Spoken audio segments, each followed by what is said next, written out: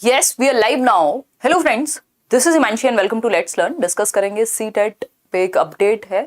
NCTE ने नया eligibility rule कह लीजिए या एक क्लैरिफिकेशन दी है सीटेट एलिजिबिलिटी पे कि क्या मान्यता रहेगी। ये बहुत बड़ी कंफ्यूजन रहती है बहुत बार कि फर्स्ट ईयर में है तो क्या हम सीटेट का एग्जाम दे सकते हैं अगर अपनी टीचिंग ट्रेनिंग के फर्स्ट ईयर में। टीचिंग ट्रेनिंग बोले तो कोई भी बीटीसी, डीएलएड, बीएड, बीएलएड, कोई भी आपका टीचिंग ट्रेनिंग कोर्स जिसमें आप ट्रेनिंग ले रहे हैं टीचिंग की, मतलब टीचर बनने के लिए।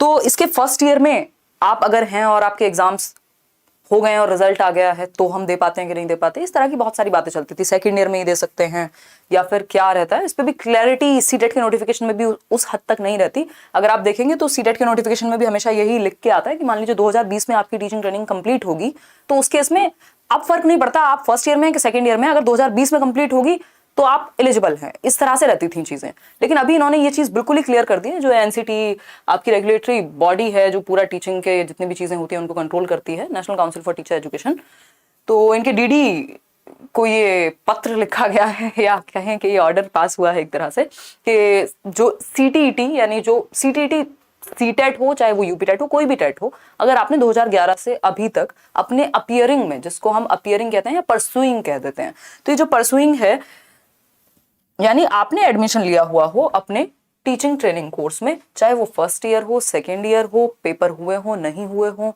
है ना, बस आपको फॉर्म फिल कर देना है सीटेट का और आप अगर क्वालिफाई कर लेते हैं यानी 60% मार्क्स ले आते हैं तो आप एलिजिबल हैं, है ना।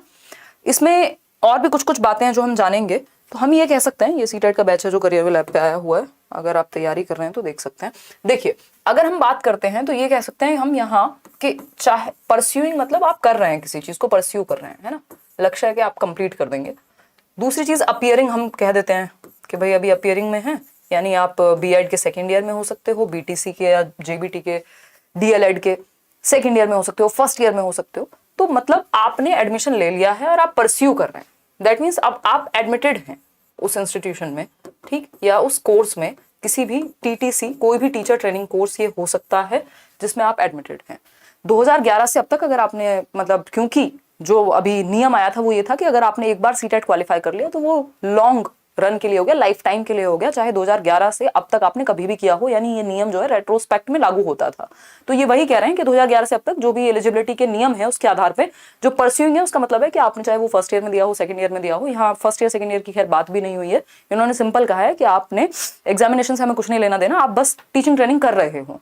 तो सिंपल तरीका हो गया कि अब जब भी फॉर्म आएगा, जो कि इस मंथ या नेक्स्ट मंथ हर हालत में आने ही है, आप फॉर्म फिल कर देंगे और चाहे आप फर्स्ट ईयर में हो, सेकंड ईयर में हो, अभी अभी एडमिशन लिया हो अपने टीचिंग ट्रेनिंग में, फॉर्म फिल करेंगे मस्त तरीके से एक ही बार में क्वालिफाई करके और अभी से अपनी तैयारी शुरू कर देंगे बेफिक्र होकर। क्योंकि कई बार होता है कि मान लो 6 महीने पेपर नहीं हुआ या अब तो साल में एक बार ले रहे हैं, तो आपको टेंशन नहीं है उस केस में। अच्छा, इसमें एक और क्वेश्चन आता है कि मान लीजिए किसी के 90 मार्क्स आए, पहली बार पेपर देने पे 90 मार्क्स आए और वो आप अपियरिंग में थे अपने टीचिंग ट्रेनिंग के, अब नेक्स्ट टाइम आपको नंबर बढ़ाने इसलिए आप दोबारा पेपर दे रहे हो, ऐसे आपका मन है ना, फर्क कुछ खास पड़ता नहीं है, तो आपको यह है कि भाई इस बार 120 आ जाएंगे, वो 120 हो सकता है आ गए, अगर नहीं आए मान लीजिए, अब 90 से कम पे तो खैर इसको यहाँ पे 99 कर लेते हैं, आपके 99 मार्क्स आए थे, 120 चाहिए थे, आपने 120 के लिए मेहनत की बट नंबर आ गए 90 इस बार, है ना।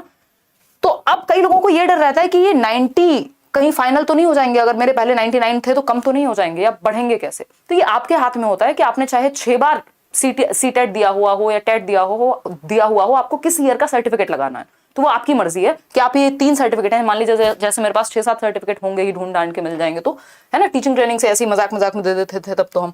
तो अगर हम बात करें तो आप इनमें से जो चाहें वो अपनी मर्जी से यूज कर सकते हैं सर्टिफिकेट जब भी आप जॉब के लिए अप्लाई करेंगे, ठीक है, इतनी बात क्लियर है।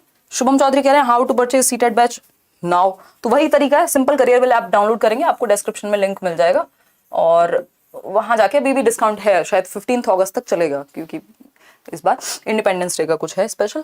खैर, तो बात क्या हुई, इसमें 2-3 पैरा हैं, सिंपल सी बात है। पहला तो ये, इसमें बेसिकली हुआ क्या था कि कोई भी आपत्ति आती है जब क्लैरिटी नहीं होती इस तरह की चीजों पे तो कोर्ट तक बात जाती है और जब वो चीज वहां तक पहुंचती है तब फाइनल निकल करके आता है। तो जो एक व्यक्ति की लड़ाई है जिसने एक ने भी उस चीज को दायर किया या कोशिश की, याचिका दायर की, वो सबको फिर बेनिफिट मिलता है ना। तो यहाँ पे हम कह सकते हैं कि आप एलिजिबल होंगे यदि आप फॉर्म भर देते हैं और आपका पेपर हुआ हो, नहीं हुआ हो, रिजल्ट आया हो, नहीं आया हो, आप टेट में एलिजिबल हैं, चाहे वो सी टेट हो, चाहे वो कोई और टेट हो। ठीक है, परस्यूइंग का सिंपल मतलब है कि आप वो परस्यू कर रहे हैं, एडमिटेड हैं आप किसी भी टीचर ट्रेनिंग कोर्स में जो कि अंडर गोइंग है, यानी आपका वो कोर्स चल रहा हो।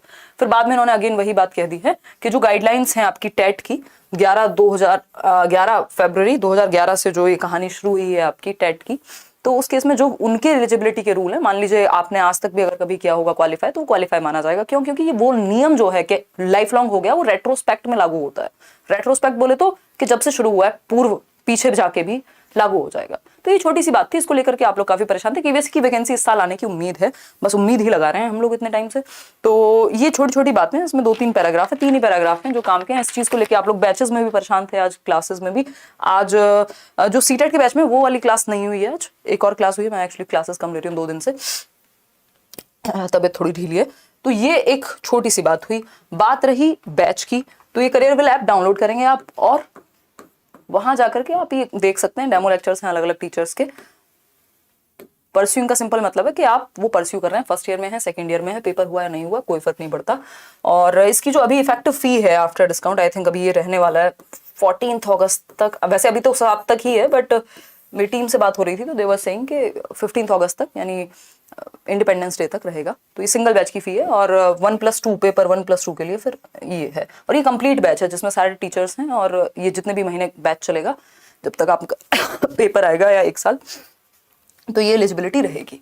तो ये बेसिक सी बात हुई। इसमें कुछ ऑफलाइन क्लासेस भी आपको मिलेंगी, मॉक टेस्ट भी मिलेंगे, टेस्ट सीरीज भी मिलेगी, ये सारी चीजें हैं। बाकी तो मेरे साथ आप डिस्कशन करते ही हैं यूट्यूब पे, जितना मेरी क्षमता में होता है इंडिविजुअली मैं पूरी कोशिश करती हूँ आप लोगों के साथ डिस्कस करने का। ठीक है, आज हम पढ़ाई नहीं कर रहे हैं, कल हम अपने क्वेश्चंस करेंगे कंटिन्यू। और भी कुछ चीजें हैं, सीटेट एक बार डिटेल्ड इन्फॉर्मेशन बुलेटिन अपना निकाल दे तो हमारे लिए भी ईजी हो जाएंगी चीजें प्लान करना। बाकी सिलेबस वगैरह में कोई चेंज सच होगा नहीं, क्योंकि ऑनलाइन एग्जाम हुआ था अभी, उसी में थोड़े बहुत चेंजेस इन्होंने कर दिए थे। ठीक, इसके अलावा कोई भी डाउट हो तो आप अभी भी कॉमेंट्स में पूछ सकते हैं। ये छोटी सी इन्फॉर्मेशन पसंद आई हो तो लाइक शेयर भी कर सकते हैं, कॉमेंट्स में बता भी सकते हैं अपने विचार। और इसके अलावा किसी को और कुछ पूछना तो बता दो। हाँ, बहुत बढ़िया। मैं सीटेट पास हूँ, डीएलएड पास हूँ, लेकिन ग्रेजुएशन सेकेंड ईयर है, फाइनल नहीं हुआ है, तब वैलिड है क्या? वो तो फर्क ही नहीं पड़ता ना, डीएलएड से मतलब है, ग्रेजुएशन से इनको कोई मतलब नहीं है। देखो, सीटेट देने का सबसे पहला क्राइटेरिया ये होता है एलिजिबिलिटी का कि आप कोई भी टीचर ट्रेनिंग कोर्स कर रहे हो, जिसको ये शॉर्ट फॉर्म में टीटीसी कहते हैं, है ना। आपकी ग्रेजुएशन पोस्ट ग्रेजुएशन से कोई फर्क नहीं पड़ता, आप 12th में हैं, ग्रेजुएशन में है, पोस्ट ग्रेजुएशन में है, एमफिल में है, इनको कोई फर्क नहीं पड़ता। आपको सीटेट देने का अधिकार ही तब है जब आप कोई भी टीचिंग ट्रेनिंग कर रहे होंगे, चाहे वो जेबीटी हो, आजकल तो खैर ये नाम चेंज हो गए हैं, चाहे वो बीटीसी हो, चाहे वो डीएलएड हो, चाहे वो बीएड हो, बीएलएड हो, है ना। समझ पा रहे हैं बात को? तो वो आपकी ग्रेजुएशन से इसका तो कोई तात्पर्य या ताल्लुक है नहीं। कोई भी इसके अलावा आपका डाउट बचता हो तो आप बता दीजिएगा। 5200 कितने लोग देख रहे हैं और लाइक कितने किया? 2300 ने। खैर कोई बात नहीं, छोटी सी इन्फॉर्मेशन थी, होपफुली आपको ये पसंद आई होगी। थैंक यू सो मच, कल मिलेंगे अब हम। और आज आपने उदय सर से भी पढ़ा, 8 से 9 आपकी क्लास रही, इवन 9:30 तक अराउंड। कल मैं 9:30 आपको मिलूंगी, हम आराम से क्वेश्चन डिस्कशन करेंगे, ठीक है। और इस वीक हो सकता है कि हम एक सीटेट का पेपर भी एनालाइज करें, जो भी इस बार ऑनलाइन एग्जाम में आया था, है ना। चलिए।